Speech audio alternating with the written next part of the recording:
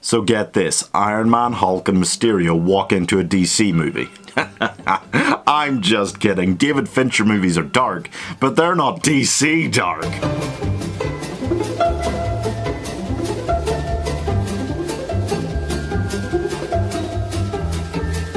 So Zodiac recently came to Netflix and I'd actually never seen it before, so I thought this would be a good time to catch up on what was probably the biggest David Fincher film that I'd never seen up to this point. When it comes to The Finch, as he likes to be called, maybe. I've seen Fight Club, I've seen Seven, I've seen Gone Girl, hell, I've seen Alien 3.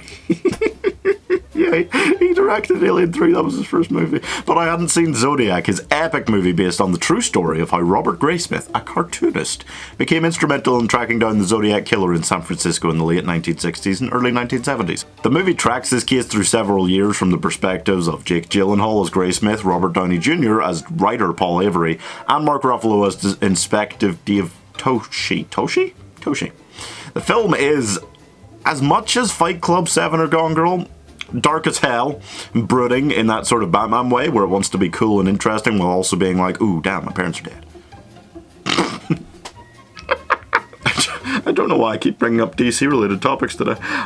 Anyway, as the film progresses, we see Grayson become more and more obsessed with tracking down the killer, leading to some truly suspenseful scenes. The kind of stuff that you wish you'd felt while watching Alien 3, I guess. Sorry, I love David Fincher, I just can't stop laughing at the fact that his first movie was Alien 3. Anyway, does this work on the level of Seven? Or did Fincher kind of blow it trying to do something a bit more realistic in this genre? Here is my 1-minute review for Zodiac. I'm not the Zodiac, and if I was, I certainly wouldn't tell you. Are you sure there's nobody else in the house?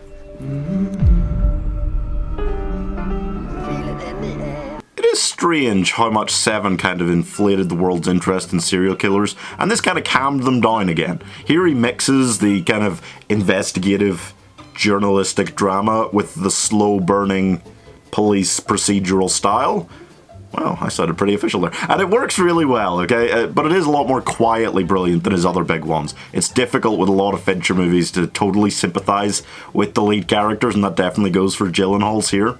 Because he is just, you're just watching him become slowly and slowly more estranged from his family, and it's like, okay, that's, ooh. But it is interesting that this kind of is, it's the kind of morbid curiosity that people have, general people, you know, he's a cartoonist, it's just a general person, and he's so interested in the serial killer case, and that might have helped give birth to the current fad of everybody loving serial killers and serial killer documentaries and stuff like that. I'm giving Zodiac 83 out of 100. I don't think it's scoring above any of Fight Club, Gone Girl or Seven for me, but it's still a real work of art from Fincher.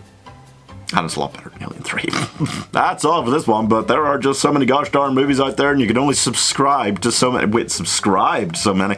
That's the wrong subscribe. I mean word subscribe.